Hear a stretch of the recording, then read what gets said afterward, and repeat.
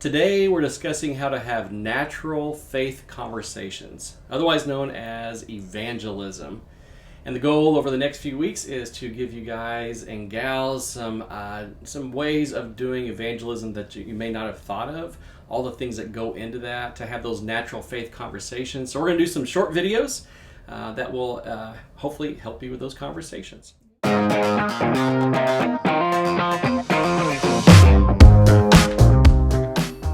So today we're going to be focusing on being a questioner. Mary Jo, why should we question people? What do you mean by that? Oh, man. Well, okay. How does it help in our conversations if we ask questions? How does it help us?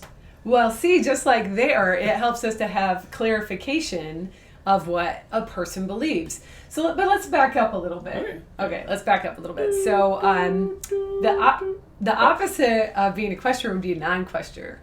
And a non-questioner is somebody who just wants to distill information or, convey. Distill, is that the right word? Okay, that'll work.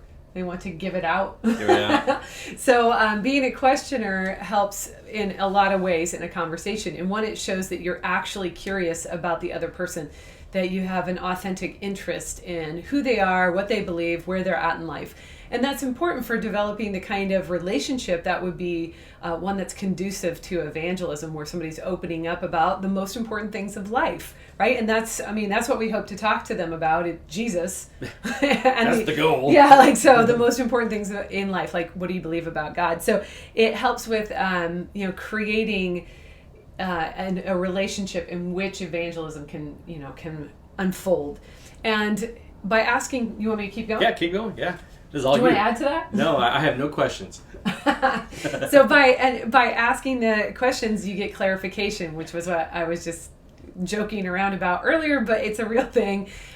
You don't want to answer something that somebody's not asking. And that happens a lot, especially in the culture in which we live in which we sort of talk past each other and we don't really understand what the other person has said. And maybe that other person doesn't understand for themselves what they have just said. So asking clarifying questions, like what do you mean by that, actually helps you uncover what they actually meant. And I also, another one that's important is like, where are you getting that from? Or what's your source for that? Those are very clinical ways of saying it. You would say it more naturally, but finding out where this is coming from, because they obviously have heard it somewhere or developed it from something they've read or seen. So that's helpful in helping them understand what they believe as well as you. Awesome. So it also mirrors Jesus. It was on my paper. Jesus does a lot of this sort of asking people. Yeah, he does. Yeah. Not always, but sometimes Jesus does ask them for a clarifying question, and typically that's for the person, right? Because he's God.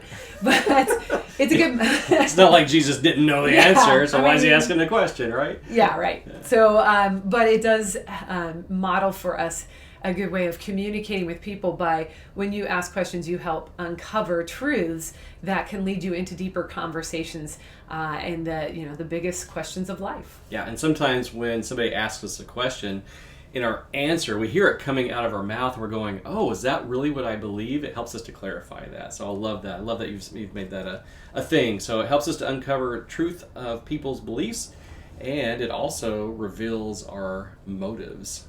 Oh, does it? It does. Our motives for asking the questions, or the person's motives, or the person's? I think both. Yeah, because sometimes we have to be careful about that. Yeah, what do you think? Well, the motive... Ask her a question. What do you think? The motive factor is you might be able to uncover why they've committed to what they believe. So sometimes it's past hurt from something they experienced. Sometimes it was they saw something like, a horrendous act of evil, and it started to, gave them a question, well, why was God allow that? So you uncover a little bit about what the desire is, or the motive, or you can uncover a lot of the motive by asking questions.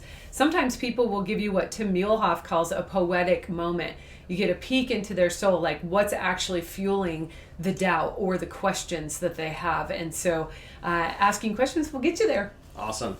Well, I said, it can. It can. Yeah, it can help you understand the desires, hopefully the motives behind a person's beliefs. All right. So today we were talking about what were we talking about? Being a questioner when we're having faith conversations. And we're going to also be concluding each of these little episodes with a little bit of a promo, as you've gotten used to.